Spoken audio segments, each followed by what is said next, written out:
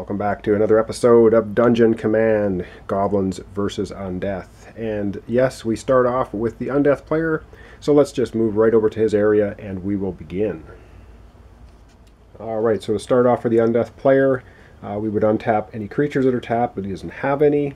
And he gets to draw an order card, so we'll do that for the Undeath player. And now he gets to activate his creatures one at a time. So I'll just readjust the camera a little bit and we'll get to that.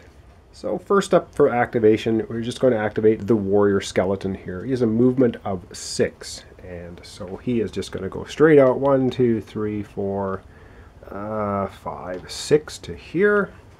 And of course no action, he's not adjacent to anyone. Then the hypnotic spirit also has a movement of 6. And it's going to go 1, 2, 3, 4, 5, 6 to here. Alright, that was very quick. Now we'll move up to where the real action is and activate the last 3 Undeath units. And first up we're going to activate the Lich Necromancer, who is right here. He has a movement of 6, and he's going to go 1, 2, 3, 4, 5, 6 adjacent to the Goblin Archer. And the Lich Necromancer has a melee attack that will deal 20 damage. And so he is in fact going to do a melee attack against the Goblin Archer, and unfortunately for us, the Goblin player, we have patch up, but it has to be a level 1 creature that has Constitution, and our Goblin Archer does not have that. And our Goblin Archer only has 10 hit points, and unfortunately that is enough to eliminate him, and away goes his acrobatic skill as well. So our level 1 Goblin Archer destroyed by the Necromancer. We're going to go from morale from 9 down to 8 for our Goblin leader. That's not good. And of course that taps the Lich Necromancer because he activated an attack. Alright, next up is we'll do the Skeletal Lancer, who is right here in the thick of things. And he is adjacent to enemies, so he can move 1 space. So he will do that. He'll move 1 to here. And attack the Goblin Champion. And again, we can't use patch up on the Goblin Champion because he doesn't have the Constitution ability. He just has Dex and Charisma level 3. So the Skeletal Lancer does a melee damage of 20, and there's nothing we can do to prevent it. So our Goblin Champion is going to take 20 damage of 50, and he has 30 hit points left, and yes, you know what's coming up. That taps the Skeletal Lancer. Next up is the Vampire Stalker, who has a melee attack of 30, and he has a movement of 6. So 1, 3, and he can actually go 1, 2, 3, 4, 5, and come around this way for 6. And he will do 30 damage to our Goblin Champion. Nothing we can do to prevent it. Unfortunately for us, the Goblin player, our Goblin Champion is slain because that takes his total now to 50 damage. And again, unfortunately for us, he is a level 3 creature, which means we're going to lose 3 morale for that. So we're going to go from 8 all the way down to 5. That is not good.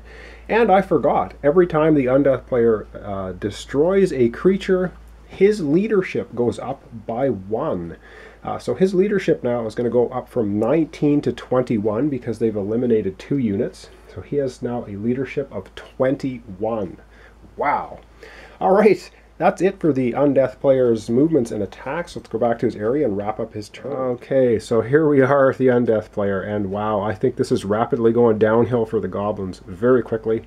Last thing we do, of course, is we have to increase the leadership by 1 to 22, and now he gets to deploy creatures to the board if he wants. And he has 5, 10, 14, 18.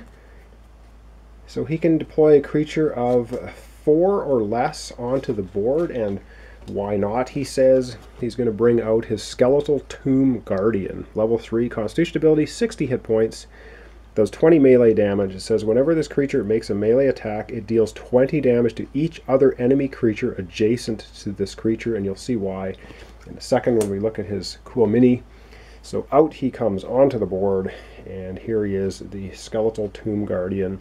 Of course, with 4 arms and 4 scimitars. All right, so out he comes. Yeah, I think it's a done deal. I don't know how the Goblins are going to come back from this one, but you never know. You just never know.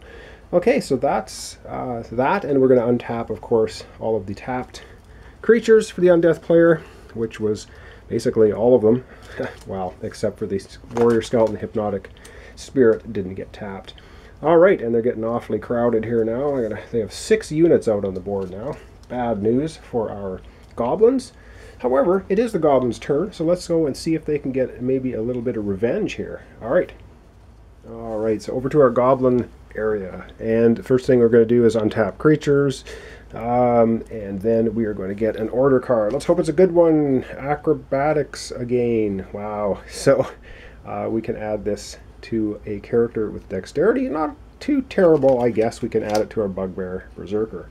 All right, we only have 3 units on the board. They're 3 pretty tough units, but things looking a little bit grim for the Goblins. But we're going to activate our units one at a time, so let's go to the board and do that.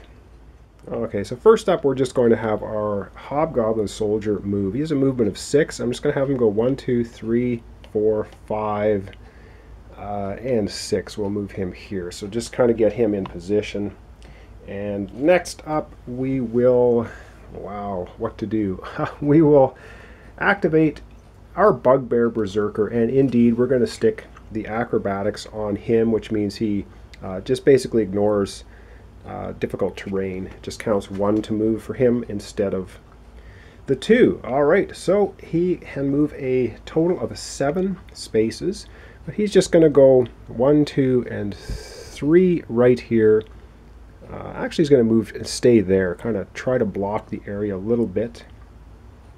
And I'm going to readjust that again. He's going to go to this spot. So, and he's going to attack the Skeletal Lancer. And he does a melee attack of 20 damage. This doesn't sound like a lot, which is going to bring the total damage of the Skeletal Lancer up to 90, which is not quite enough to take him out. However, the Undeath player, I don't believe, is going to do anything to prevent that. No, he's not. So, Skeletal Lancer is still standing. And that's the Bugbear Berserker's turn. And lastly, we have our Horned Devil, which has a movement speed of only 6, even though he's flying. But we'll get him out into the fray. 1, 2, 3, 4, 5, 6. So I'll get him right up here. Okay, back to the Goblin area to wrap up the Goblin turn. And that'll be the end of the episode. Alright, so the first thing we do, of course, we increase our leadership 1, so 17 to 18.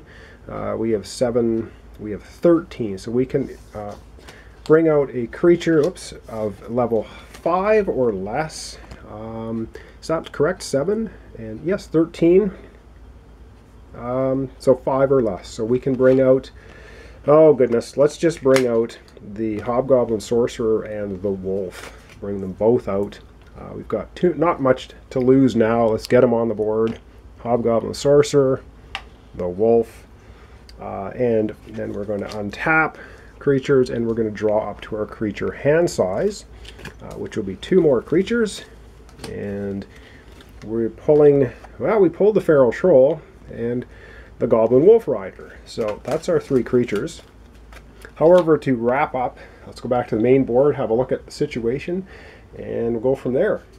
Okay, so as the situation stands at the end of the episode, we have morale of the Goblins at 5, not exactly very high. We have the morale of the Undeath player at 9, and we have a whole pile of units on the board. So I'm pretty sure within another episode or 2 we're going to be wrapping this up. I'm not sure the Goblins can pull this off, but I'm sure they're going to give it their best try. Alright, thanks for watching. Thanks for subscribing. Join me next time for Tyranny of Goblins versus Curse of Undeath. Alright, thanks for watching.